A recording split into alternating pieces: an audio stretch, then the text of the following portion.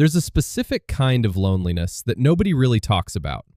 It's not the loneliness of being by yourself in a room. It's the loneliness of sitting in a group and watching everyone connect over something you just can't, make yourself care about. And if you've ever felt this, you probably assume something was wrong with you.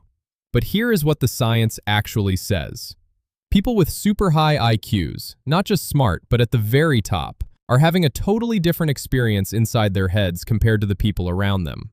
And the huge gap between what they think and what they actually say out loud is one of the most interesting things in human psychology. Let's start with something researchers call the threshold hypothesis, which was studied by psychologist Hudson in the 1980s. The basic idea is this: once your IQ hits a certain level, around 120, being even smarter doesn't make you more creative or happier in life. What matters way more are things like your drive, how you handle your feelings, and, how well you fit in socially. And here's the secret nobody tells you. Above that brain power cutoff, having a higher IQ can actually cause quiet suffering instead of giving you an advantage, because the world is built for a different kind of brain. Think about what it actually feels like to process information much faster than the people you are talking to. It doesn't feel like a superpower. It feels like being 3 steps ahead in a conversation, while everyone else is still, figuring out the beginning. You learn early on to wait, to circle back, to translate your thoughts into simpler words. You smile at the right times, ask questions when you already know the answers, and show a kind of patience that is totally exhausting to keep up. Psychologists call this intellectual masking, and it leaves a heavy mark on you. The voice inside a highly gifted person's head almost never matches what they are saying out loud. In social situations, their brain is running 2 tracks at once. Track 1 is running the actual conversation. Track 2 is noticing mistakes, guessing where the logic is going, and catching things no one else seems to see. And almost every single time, they choose to keep that second track completely quiet. Not because they are stuck up, but to protect themselves. Because they've learned what happens when they don't. Researcher Linda Silverman tracked high IQ people for decades and found a pattern she called existential depression. This means they struggle with massive questions about life's meaning, unfairness, and death. At a very young age. Imagine a 9-year-old lying awake in bed. They aren't scared of monsters. They are awake because they truly understand that everyone they love is going to die someday, and their brain won't stop doing the math on what that means. Nobody around them is thinking about this. Nobody has the words for it. So, they hide these thoughts away in private and learn that some ideas just have to live alone. And that early habit of hiding things, it never really stops.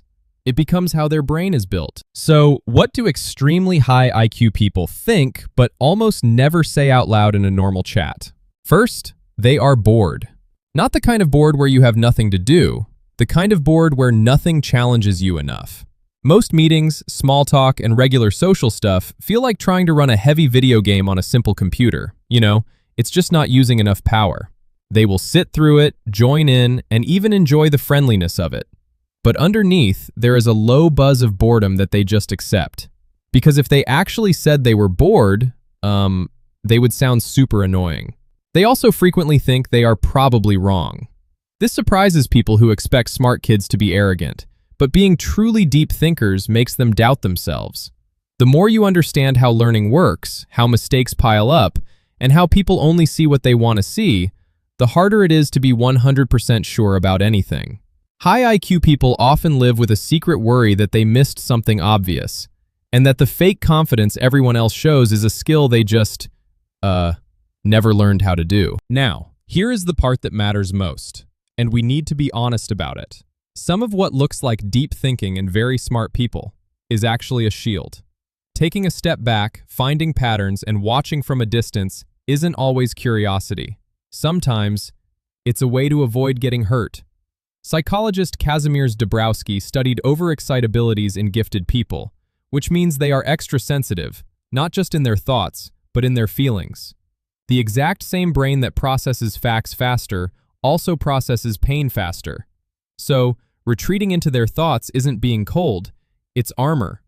They feel way more than they show, and they've learned that showing their feelings costs too much. The result of all this is a very specific type of loneliness. Researcher Grady spent years studying adults in the top 1% of IQ scores. He didn't find a happy group of brilliant people. He found a group of people who had a hard time making friends, struggled to keep relationships, and felt like outsiders since childhood.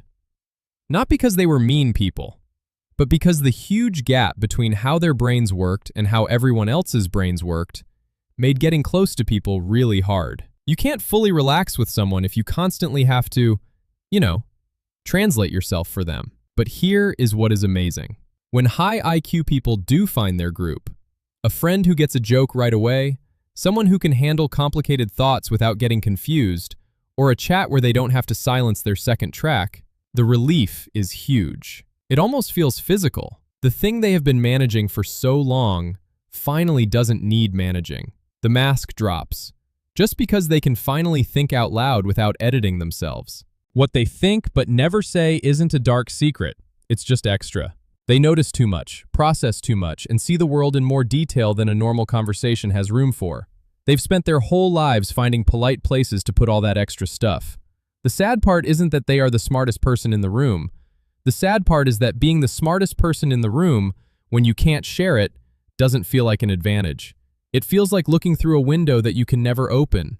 And maybe the most honest thing to say about it is this. Having brain power at that level doesn't make life easier. It makes life more colorful, more complicated, and more full of questions without answers. And carrying that weight alone, which most of them do, is a much heavier burden than people imagine. If this video felt true to you, make sure to subscribe. And if you want to understand how this intellectual loneliness shapes your daily habits, you need to look at what you do when nobody is watching. Tap the video on your screen right now. Do you do these 7 things alone? We break down the psychological traits and signs of rare intelligence that force you to operate in complete isolation. Just look for the big red alone box on your screen, tap it, and let's keep diving deeper. We genuinely appreciate you watching.